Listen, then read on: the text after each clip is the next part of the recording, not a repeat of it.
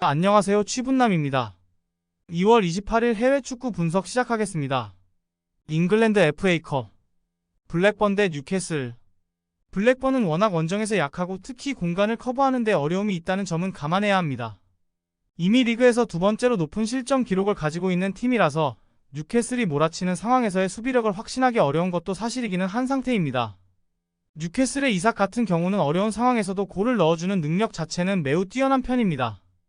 뉴캐슬이 아스날 전에서는 아무것도 못하고 졌지만 전반적으로 전방에서 압박을 강하게 가져가는 상황에서는 하위권 상대로는 득점력을 가동하는 데 어려움이 컸다고 보기는 어려웠던 것이 사실이기는 했습니다.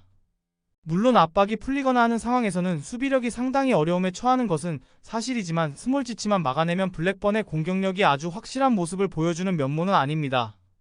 뉴캐슬이 오버 양상에서 승리를 거둘 것으로 봅니다.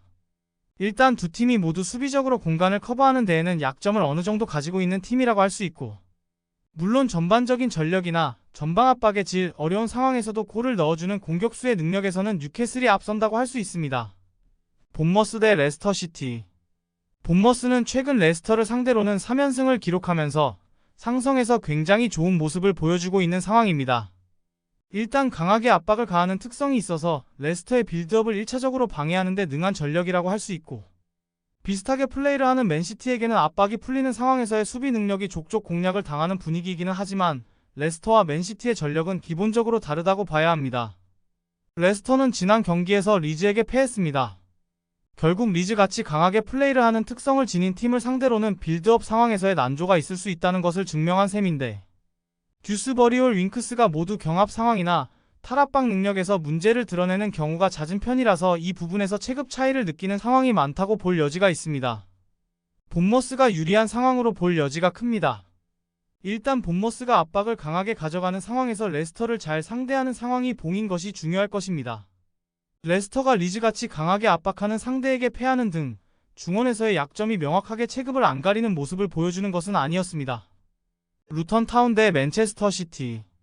루턴타운은 리그에서 맨시티를 만난 상황에서는 1대2로 석패하면서 제법 루턴이 저력을 보여준 면모가 있기는 했습니다. 다만 당시에도 상대에 밀어붙이는 운영에 결국 승리를 내주었다는 점은 같았고, 리버풀전에서도 전반의 저력을 후반까지 에너지 레벨을 이어가지 못했다는 점은 제법 아쉬운 상황으로 볼 여지가 있을 것입니다. 애초에 홈에서 벌어진 리그 경기에서는 상대 에이스 3명이 모두 없었습니다. 맨시티가 리그 경기에서 루턴의 두 줄 수비에 고전했다는 점은 사실입니다. 다만 당시에는 데브라이너, 홀란드, 도쿠가 모두 없던 상황이었다는 점을 감안해야 할 것입니다. 도쿠의 드리블 패턴이 현재 읽힌 모습을 보이고 있다는 점이 아쉽다고 하더라도 데브라이너의 개인 능력만으로도 찬스를 상당히 많이 기록하는 등 최근 득점력과는 별개로 맨시티가 밀어붙이는 상황을 만들 것임은 변함이 없습니다. 맨시티가 승리할 경기입니다. 리그에서 보여준 루턴의 난조는 맨시티의 핵심 선수들이 3명이나 빠진 상황이었다는 점을 감안해야 합니다. 애초에 해당 경기에서도 결국 밀어붙이면서 승리를 따내는 모습을 보여주기도 했고, 루턴의 압박이 좁은 홈에서 전반적으로 잘 통하고 있기는 하지만 에너지 레벨을 후반까지 이어가는 모습은 아니었던 것도 사실입니다. 프랑스 FA컵 리옹 대 스트라스부르. 리옹은 톨리소가 부상이라서 마티치가 랑스전을 앞두고 나와야 한다는 점이 부담입니다. 다만 이 경기에서 마티치가 나오는 게 적어도 이 지금 상황에서는 도움이 될 것입니다. 올 시즌 전반기 최대 약점이었던 미드필더진에서의 볼 소유를 마티치가 도맡아 해주고 있는 상태이기 때문입니다. 공격과 수비가 동시에 되는 모습이니 팀의 전반적으로 밸런스가 좋아지면서 릴 마르세유 니스 같은 팀들도 잡아내는 원동력이 되었던 것이 사실이었습니다. 스트라스부르가 최근 보여주고 있는 수비력이 매우 아쉬운 상태입니다. 특히 브레스트, PSG, 랑스 같이 중앙에서의 힘을 보장할 수 있는 팀들에게 당하고 있다는 점이 부정적인 점입니다. 감독이 공격력을 아주 잘 짜는 편은 아니기도 해 실점률이 유지되는 상황에서는 승리를 장담하기가 어렵습니다. 경기는 리옹이 우세한 상황으로 보아도 무방할 듯합니다. 마티치가 나오는 상황에서는 팀의 최대 약점이 치유가 될 것으로 볼 수 있을 것이고, 스트라스부르가 최근 중앙에서의 안정감이 생긴 팀을 상대로 고전하고 있다는 점도 중요한 점입니다. 특히 실점률이 유지가 된다면 공격적으로 뛰어나지 않은 스트라스부르가 할 수 있는 것이 많이 없을 듯합니다. 네덜란드 FA컵 캄비르 대 네이메언. 캄비르는 공격에 치중하느라 수비에는 다소 약점이 있다는 평가를 듣는 팀입니다. 다만 상위권을 상대로는 제법 안정적으로 성적을 쌓는 등 보수적으로 하는 상황에서는 의외의 성과를 내기도 합니다. 생각보다 공격 성향이 강한 팀들의 대진임에도 불구하고 다득점 양상 경기 같은 상황은 잘 만들지는 않습니다. 네이메언이 캄비르와의 경기에서는 생각보다 현재 보여주고 있는 공격력을 다는 보여주지 못할 가능성도 있습니다. 다만 최근 캄비르를 상대로 3승 1무로 상당히 좋은 전적을 기록하고 있습니다.